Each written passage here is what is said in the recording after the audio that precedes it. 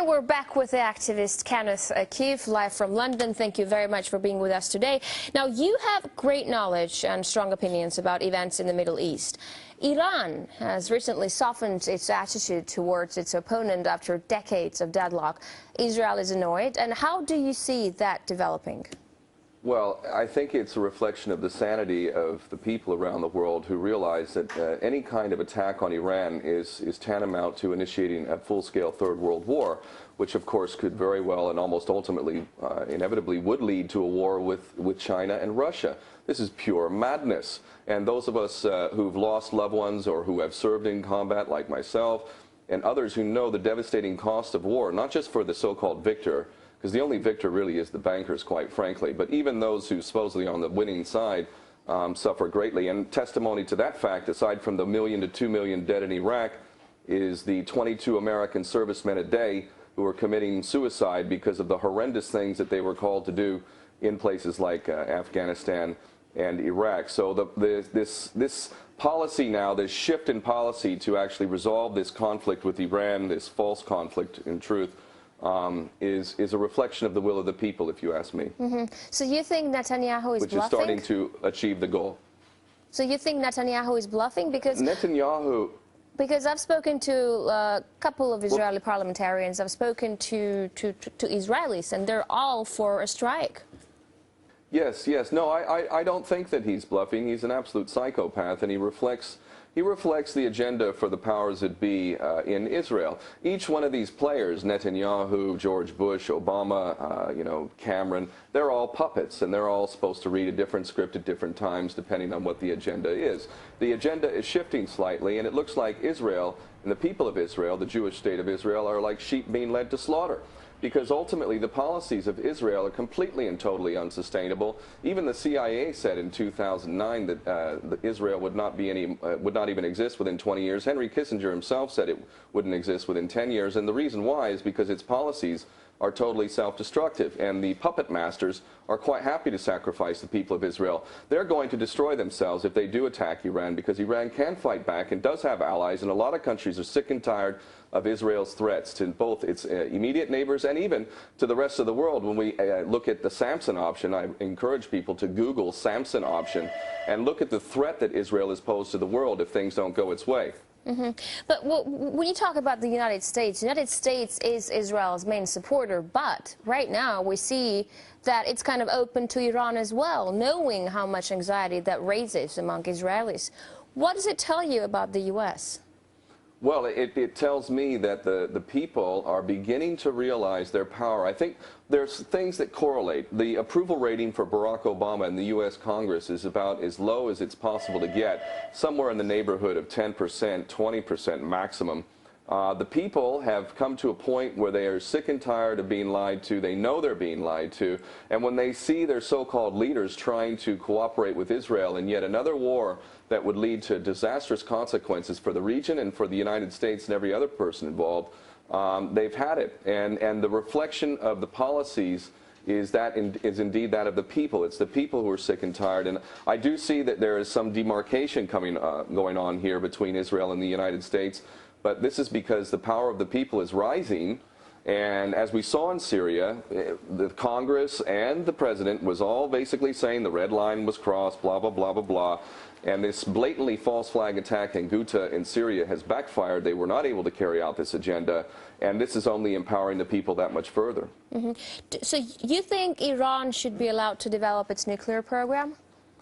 I think it's absolutely hypocritical and insane that we would sit here and fixate on Iran and its supposed nuclear weapons program, which I don't believe exists. But nonetheless, who could blame Iran if they were developing a nuclear weapon? If the United States and the West taught any lesson to the rest of the world with the invasion and occupation of Iraq, it was that Saddam Hussein was a fool for actually disarming, because by disarming, all he did was make it that much easier for the empire to come in and destroy the entire country. So the lesson we teach to the world is that the best way to defend yourself is to get yourself a nuclear weapon.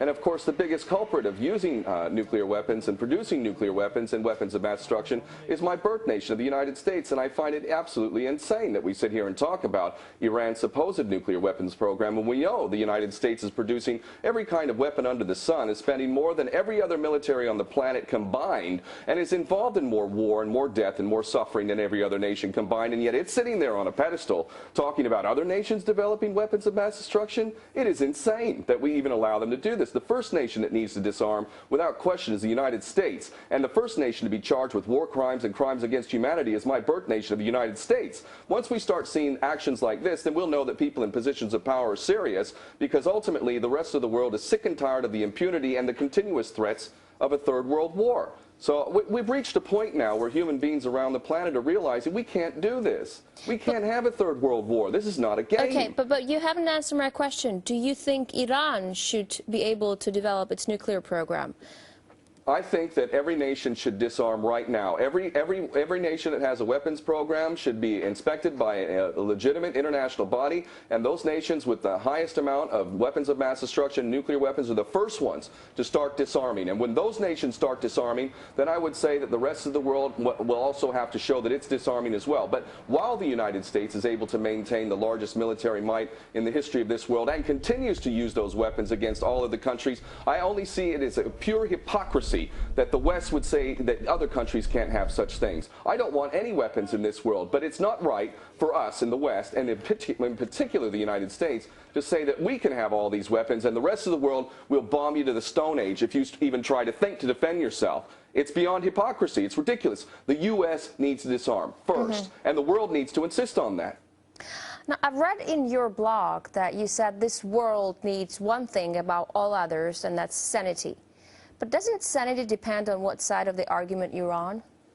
No, I think we were all sane when we were children, and unfortunately what passes as education is actually indoctrination, and through indoctrination we've turned into really largely a bunch of dupes who've enslaved ourselves without even knowing it. But when you regain the capacity to think for yourself, to actually become human, it becomes very clear. For instance, if we look at these politicians who historically lied to us over and over and over again, and we realize that the war-making industries are absolutely inherently interested in perpetuating war, and if we look at the people in positions of power and we see how they continuously reap major bonuses with the banks, they get bailouts to the tune of trillions, and yet we're being told that we're not working hard enough, that we're in debt, all of these things combined lead us to a point where we reach a certain level of sanity and realize, you know what, this entire system does not represent me, and in fact, every person on this planet, every single person on this planet is fighting the same enemy. And that enemy uses the financial system to enslave all of us. It doesn't take a genius to figure this out. In fact, more and more people are figuring this out.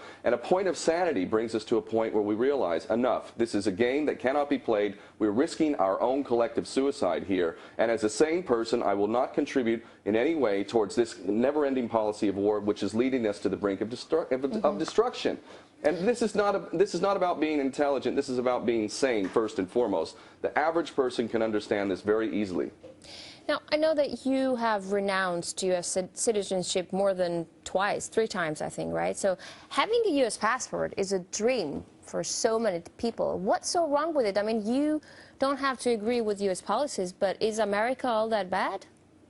Well, when you look at citizenship, you have to understand that citizenship is a contract. It's a social contract between the state and the citizen. Under that contract, you have supposedly rights, and you also have obligations. Now, I looked at the obligations of being a U.S. citizen, and I realized I cannot pay into a tax system, which is basically paying off debt to the bankers. But nonetheless, we pay into a tax system which is used to produce military capability that is also ultimately used in other parts of the world, which is ultimately killing my brothers and sisters in other parts of the world. I do not agree to contributing to a tax system that is being used to commit mass murder against people I consider to be my brothers and sisters halfway around the world. It's a violation of my ethics as a man, as someone who believes in justice for everyone and wants a better world for everyone. I cannot pay for the murder of my brother or sister, and that's part of the contract of citizenship. So I said, which was to me a sensible thing and a moral thing to do, take my name off of that contract because I do not agree to it, and ultimately I will walk away. And I left a paradise life in Hawaii. I had my own business. I was making money, lived on the beach, did something I loved. You know, I had a beautiful, beautiful life, and I walked from that. because I absolutely 100% disagree with the actions of my birth nation and find them so criminal that I need my name to be taken off that list. I will enter into a contract again with the United States if indeed it carries itself with honor and will respect the U.S. Constitution. If the U.S. Constitution is indeed made the supreme law of the United States, then I will happily come back to my nation and adhere to the contract. So why did it take so many times to renounce the citizenship to actually terminate it? What were the Americans holding on to you for some special reason? Shouldn't it be just easy to renounce, to say I don't want to be a citizen anymore and period? Well, it's not. It's a difficult process. It's costly. You have to leave the country. You have to swear under oath. You have to hand over your passport. You have to fill out the forms. I've done all that. I would argue probably the reason why they have not honored my right of self-determination, a human right of self-determination, is because it could set a precedent, which could spark an imaginative idea that people could look at around the world and say, you know what? I don't actually agree with this contract with my nation any longer. I want to enter into a new contract. This is why I refer to myself as a world citizen. We're all world citizens. My human family is where my allegiance goes. I don't give my allegiance to one unit, one group, one nation, one religion. My whole human family is a brother and sister, and ultimately I give my allegiance to them. That's the contract I will honor. And if any other contract inferior to that one would try to compel me to pay for the murder of my brother or sister, I will not partake in that contract. I'm living here in the UK and haven't made enough money to even be taxable for the last 12 years, but I might make enough money this year to actually be taxable. And I'll tell you what, I will not pay into the UK tax system and fund the murder of my brothers and sisters halfway around the world. I simply refuse to do it. And I would argue that other people should look at a contract like that. And maybe if we all decide to enter into a new contract like that, we can end war for good. So you say you're a world citizen. Is there any place that you love more than other? Why are you living in the UK if you don't like UK policies? I love Hawaii. My adopted homeland is Hawaii, and the Hawaiian nation was stolen by the United States in 1893, and yet there are my Hawaiian brothers and sisters who are Hawaiian nationals and who know who they are and have not forgotten who they are and take pride in who they are. And if they have their way and I have my way, the Hawaiian nation will no longer be a military outpost for the United States launching its wars of aggression against everybody, the latest boogeyman. Hawaii is the place that I long to live. I plan to return there, but I want the empire out of Hawaii. Hawaii is not an extension of the U.S. empire. It is a Hawaiian nation. And the people of Hawaii, the Kanaka Maoli, deserve to have their nation back. Thank you so much for this wonderful, interesting interview. That's it for today, folks, and we will see you in the next edition of Sophie Co.